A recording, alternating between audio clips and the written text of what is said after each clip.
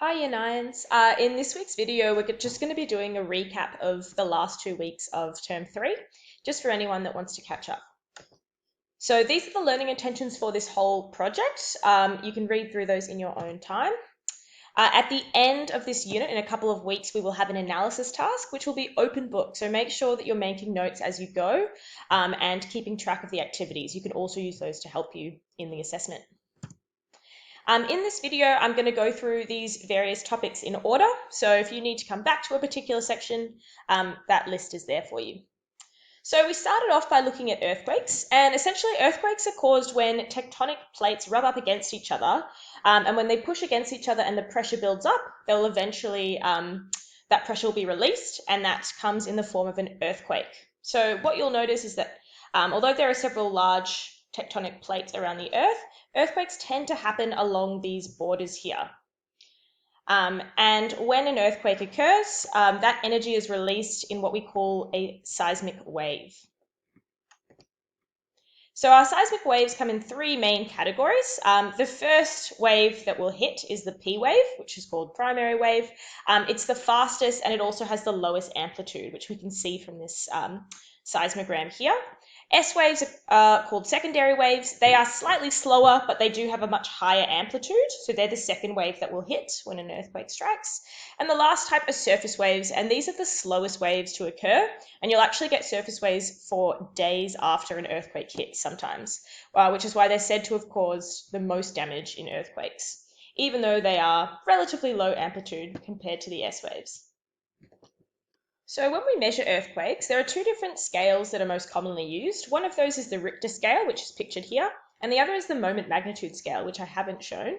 The Richter scale is more commonly used with the media because it's a little bit simpler and there's less information, so it's not as overwhelming, whereas the moment magnitude scale is more accurate and gives you more information about the earthquakes, but is a little bit more complicated.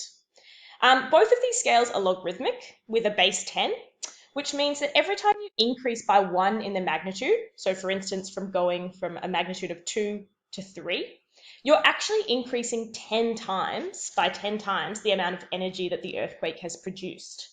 And we can picture that here using these indices. So if you go from 2 to 3, you're going from an amplitude of 10 to the power of 2 to 10 to the power of 3. So that's 10 times the amount of energy released by that earthquake.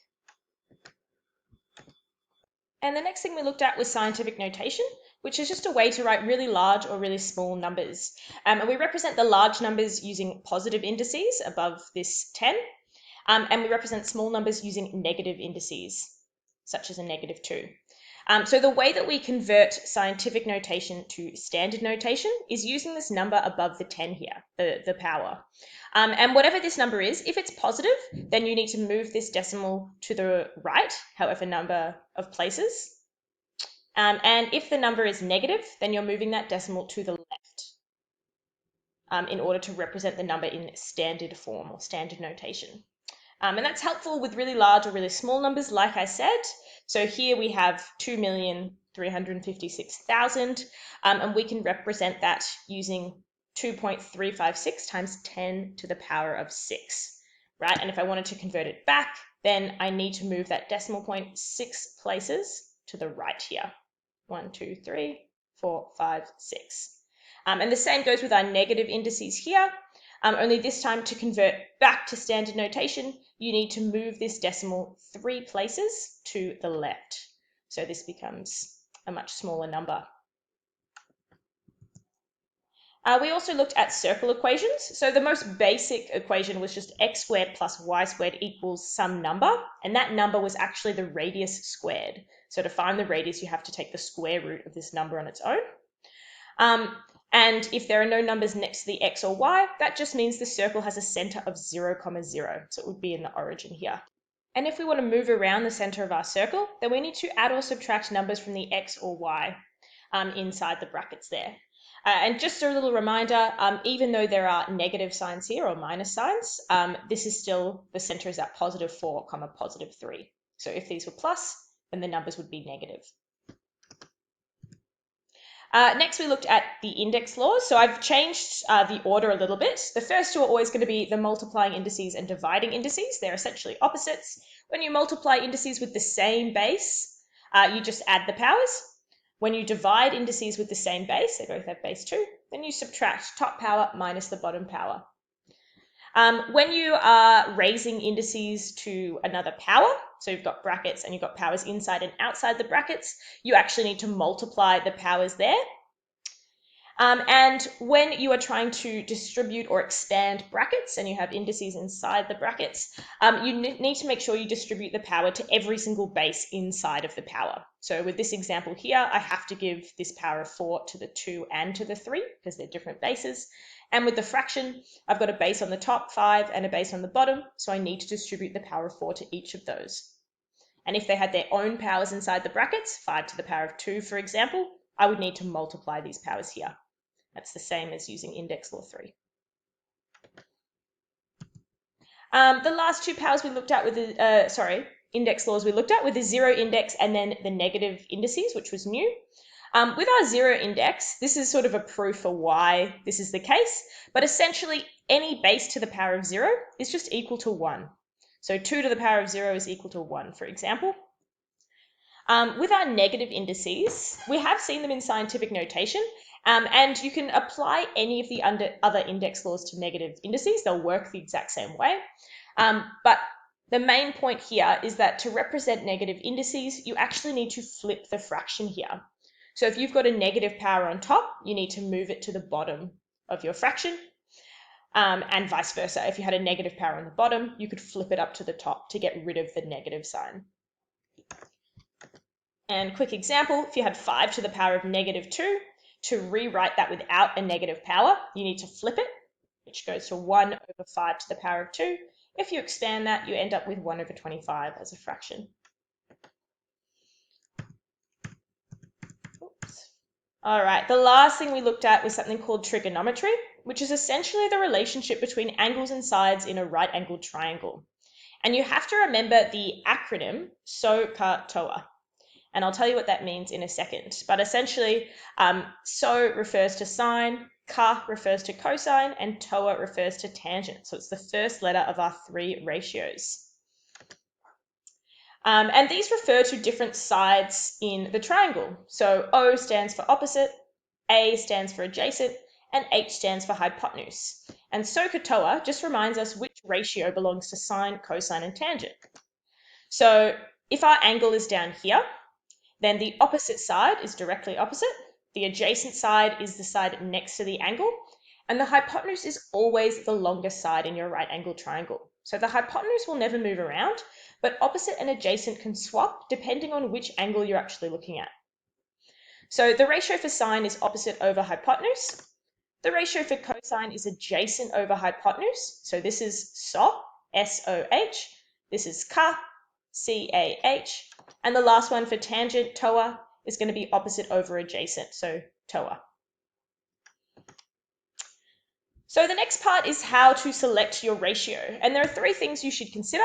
The first, which angles and sides are you given? The second is what are you trying to find? And the third, which ratio, sine, cosine, or tangent, is going to include all 3 of them. So for this example below, I've got my angle, 30 degrees. The opposite side is going to be x in this case, because this is the angle I've been given. And I'm also given the hypotenuse, which is 2.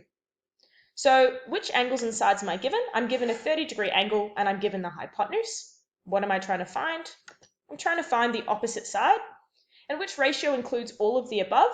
I'm looking for something that includes the opposite and the hypotenuse side. So I'm going to go with sine. So sine of 30 degrees, you have to give the angle in brackets, is equal to opposite over hypotenuse. And that's what I mean by a ratio. It's like a fraction. And then if I substitute in the values that I have, sine of 30 degrees is equal to x, my opposite side, over h, which is 2. All right, now we're going to do some calculations. So you will need a scientific calculator for this, but you can probably find a free one online if you don't have one. So let's use my clues again to figure out the ratio I need. So what side am I given? In this case, I'm given the hypotenuse, which is 12 centimeters. What am I trying to find? So the side opposite to 38 degrees is this one, but I'm actually trying to find the adjacent side this time, which they've labeled as y. So which ratio includes both the adjacent side and the hypotenuse? I'm going to go with cosine this time. So CA, which is adjacent and hypotenuse. So writing out my ratio, I have cosine of the angle is equal to adjacent over hypotenuse. So fill in those values. Cosine of 38 degrees is equal to y over 12. And then if I rearrange the formula, I actually need to multiply both sides by 12 because I want to get y on its own. So if I multiply, I end up with 12 times cosine of 38 degrees is equal to y. And make sure on your calculator that you're set to degrees because there's actually another unit called radians, which will give you a completely different answer. It'll be incorrect. When you put this into your calculator, you get back 9.46 and the unit is centimeters. So you've just solved for this unknown side using cosine. So the last type of question I'm going to show you is if the bottom of the fraction is unknown, and I'll show you what I mean in a second. So with this question, we need to figure out what ratio to use. So this time I'm given the opposite side because my angle's down here, and I'm trying to find the adjacent side, which I've labeled as A here. So which ratio includes both the opposite and the adjacent side? That's going to be TOA, so tangent. So tangent of the angle is equal to O over A, opposite over adjacent. Fill in those values. Tangent of 53 degrees is equal to 45 over A. When I rearrange that, I actually am going to multiply both sides by A this time, because this time the bottom of my fraction is unknown. So when I do that, I still don't have A by itself. I have A times tan of 53 degrees equals 45. But now I'm going to divide both sides by tangent of 53 degrees. So when I do that, I finally have rearranged it into a good form. So I get A equals 45 over tangent of 53 degrees. If I type that into my calculator, I should get 33.9, and I just say units because they haven't given me any units here. All right, so that's everything. Feel free to go back over any of these topics in the video. And if you want another explanation, Miss Chapman made videos in week 8 and week 9 of last term. So you can go back and have a look at some of the other explanations that she's given. She might have gone into a bit more detail as well. All right, thanks, year 9s.